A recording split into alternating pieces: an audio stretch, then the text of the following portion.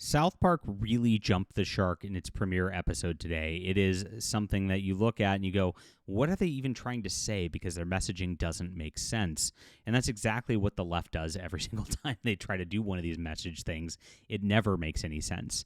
So they cover it up with just like crude humor and, of course, just making fun of Donald Trump and his member over and over and over and over again.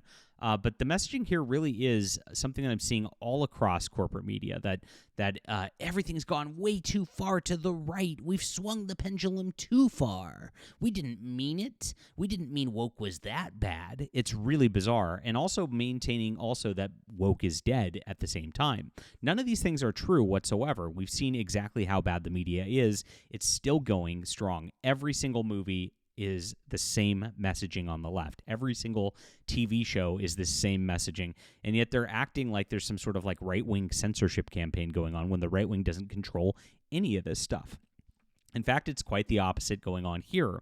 YouTube is actually doing a soft censorship campaign on not just this, but a lot of other channels. And if you have seen your feed cluttered with random AI videos or random videos on different topics that just don't seem to be what you remember seeing before, there's a reason for that. They've actually nuked everybody's channels who's an anti-establishment sort of deal.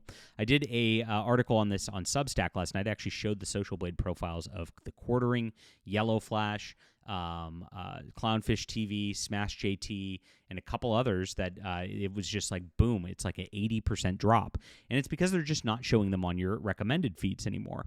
And so this makes it a lot harder for a creator. This type of soft censorship is actually more damaging than almost being banned, because when you get banned, it's very, very simple. You cry about being banned, and of course people flock to you because you were banned, and it's very obvious that the corporate overreach hurt the independent creator. When something like this happens, it's very hard to talk about. There's no simple talking point. You have to like really show it, and of course then it gets out to less people because you are trying to be on this platform to do this message. So we're trying to change things, and we're trying to keep maintaining what we're doing and talking about all of these cultural items, which are very, very important, and we're working very, very hard to be a cultural alternative. That's why we started Fandom Pulse, because there was no written news out there covering this stuff whatsoever. And so we have continued that on. John Trent and I are doing this full-time over here, and we need your support to keep this going. So please sign up. My Substack is in the description below. This is where you need to be, because there is a mailing list here, which allows me to directly connect with you and not have to rely on whether an algorithm shows you something on your feed or not. Very, very important. We're winding things down a little bit on here because this platform's gotten so onerous. It's just a disaster, and this is where all of it's at. I'm actually posting a lot of my video content over there at this point as well to make it easier for you, YouTube people, because I know you like video. So please check this out. Sign up, guys, in the description below, and thank you for being here, and thank you for growing this, because our Fandom Pulse is just going bonkers. We're just we're rocking it, and we appreciate everybody who reads. So, like I said, that's where the real censorship's going on. But the new cry is right-wing censorship, the woke right? And this entire episode's really just about Donald Trump threatening to sue people, and it revolves around the Paramount merger with Skydance, where the FEC got involved in that and actually have had back-and-forth discussions. Now, the claims are that they are banning woke content and things like that, and trying to get Paramount to push into non-woke content, and that is causing a lot of troubles. In fact, there's a rumor they're saying that the Colbert show, The Late Show, was canceled because of that. Now, the reality is The Late Show is not making money. Colbert's not funny. Nobody's watching it anymore, and so that's just a lot of money circling down the drain, and so they can't sustain that kind of thing anymore.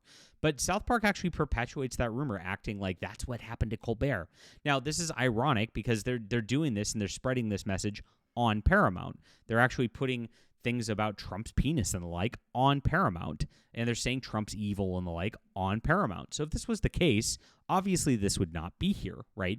And if these guys really feared that, and if Paramount really feared that, they wouldn't just be broadcasting this and putting this up, right? So it's all totally fake, and that's why it's like, what's going on here? And this leads me to believe that, the guys at South Park are on the dole, and they have to sell their soul somehow because that's how you stay in Hollywood. And so that's what they're doing here. Now, I've never seen an episode of South Park go this hard on Joe Biden or Hillary Clinton or Barack Obama. They've tackled those issues in the past, but they always treat them a little differently than this. In this one, they treat Donald Trump so horrendously. It's like, whoa, they really are not scared of any sort of censorship, despite the fact that they're claiming this. And this is what you always see with the left, and this is what you always see with this like woke is dead crowd. They're always crying censorship of people who are not censoring them.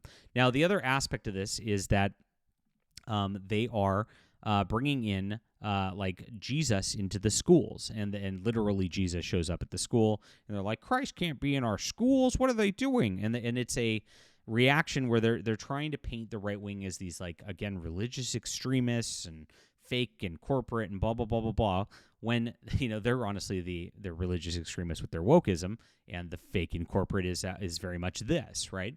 It's really again a message that falls very, very flat, but it's also something that they're pushing very, very hard on this sort of deal. And again, the messaging of this entire deal is you're pushing the pendulum back too far the other way. Meanwhile, in reality, none of this stuff is actually happening. And like everything in culture is the exact same leftist thing you see over in everything. Superman, again, was not even a Superman movie. It was a Mr. Terrific shiny black guy movie rescuing Superman. They bait and switched on that and made a heavily political agenda about the Israel-Palestine conflict in the background of that. Fantastic Four is going to be a feminist movie. They've been saying it over and over with Sue Storm in charge. It's more MCU nonsense over and over and over again. You can't tune in to any show on Apple TV without being bombarded with pronouns and LGBT plus all this stuff. Even in like shows about golf with Owen Wilson, you can't get away from it. It's everywhere. It's permeated into culture. And the thing is, they've pushed so hard that when they got a little pushback and said, okay, you can't like just really just go at us over this and call everybody hateful all the time, you're losing your audience. You can still do the messaging, guys, but we're just going to advertise it as different. We're going to advertise Superman as a hopeful, fun superhero movie. You can still do the same diversity casting and replace everybody. Perry White, he's black now, but that's totally fine. That's fine. We're just not going to announce it, and we're not going to go out and say it's a woke movie up front like it's a good thing. So we're just going to not talk about it, but have the exact same content. That's exactly where all of Hollywood's been at. You can't get published in the book industry at this point if you're a white male. It doesn't exist. I mean, this is sci-fi and fantasy. It's a disaster. You have to be writing about like black space lesbians and everything, and that's it. And so nothing's changed. The comic book industry, don't even get me started, right? And tabletop games, video games, much of it's the same thing. And so this is where the culture's actually at, and this is where the South Park episode just comes across as false and as a lie in this. And they actually have the residents stand up and say, yeah, well, we wanted to vote against woke, but we didn't mean for it to go this far. Yeah, we like things like helping the environment. It's like, wait a minute, like you guys are conflating like this rabid identity politics and this creepy fetish agenda that they're pushing on children and the likes with helping the environment. Well, go pick up trash on the side of the road if you really want to do that. Nobody's complaining about that. Nobody has been complaining about that. But this sort of thing that they're doing right now is, again, just completely disingenuous, and it's just another hallmark of just like what's going on right now for them to try to silence the real anti-woke, to try to silence any messaging against it. So this is going on in media. They're spreading woke is dead just like this. They're spreading that people are not interested in hearing this kind of content anymore, and that things have pushed too far. We're now in like a right-wing theocracy.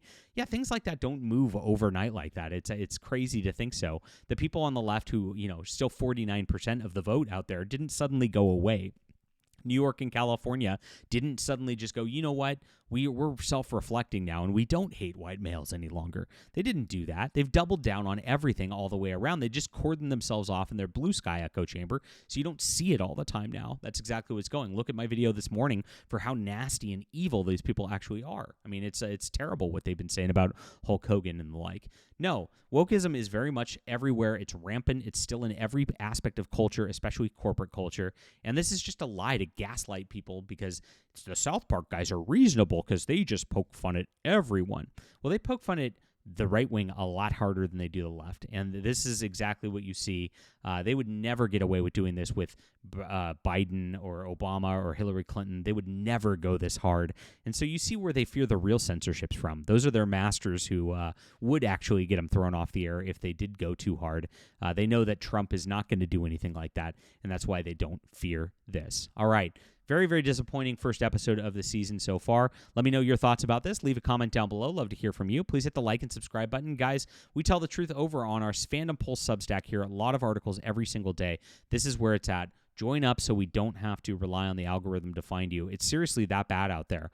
If you find my article yesterday, you can see exactly how bad it is, and we'll be back soon.